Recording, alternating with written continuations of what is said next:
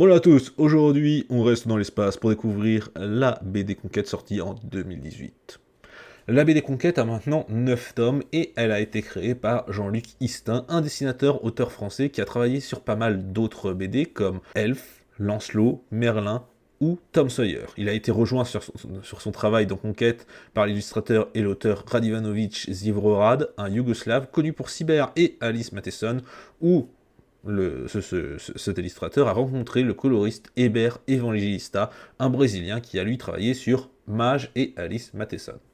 Conquête, qu'est-ce que ça raconte? Alors, cette BD raconte l'histoire de l'humanité, qui est désormais composée de 5 colonies disposant d'une armada de vaisseaux qui sillonnent l'espace vers 5 exoplanètes différentes. Ces mondes peuplés par des formes de vie intelligentes impliquent un seul choix dicté par la survie: conquérir.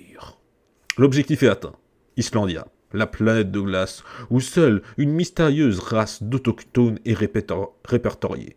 Sur ordre de l'amiral Ragnvald Arkason, l'Oberland Kirsten Koning est chargé d'établir le contact avec les Islandiens. Mais depuis son réveil, Koning a des maux de tête et des hallucinations.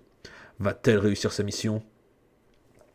Alors, Conquête est une série de BD un peu particulière puisque chaque BD raconte une histoire différente. Vous l'avez deviné, elle raconte la conquête d'une planète différente avec des personnages principaux différents.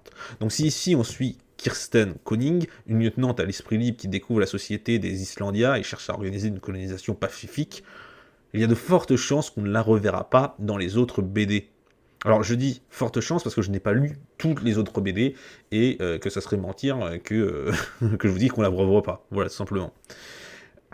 Chose assez rare aussi dans cette BD, on ne voit que ses pensées et pas celles des autres personnages. Ici, tout est dit dans les discussions. Et d'ailleurs, l'héroïne elle-même est la narratrice de sa propre histoire, ce qui pourrait bloquer certaines personnes lors de la lecture parce que ça pourrait dédramatiser certaines situations, tout simplement. Niveau dessin, je trouve que cette BD est magnifique, les personnages sont très bien dessinés, et certaines doubles pages sont juste de magnifiques fresques, méritant presque d'être dans des cadres.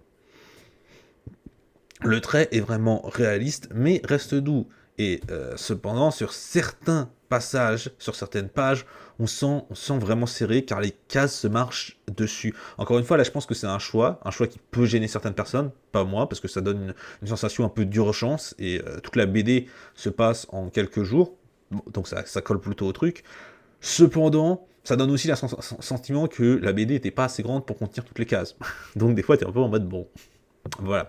Donc, cette BD, pour moi, c'est un grand coup de cœur, pour ma part. Je l'ai adoré, que cela soit pour son scénario, qui est bien écrit, ou ses dessins qui sont très bien travaillés. Conquête Islandia, pour moi, c'est une vraie bonne surprise. Alors attention, je n'ai pas lu les autres, et vu qu'ils sont faits par d'autres personnes, je ne vous les conseille pas. Du moins, tant que je ne les ai pas encore lus.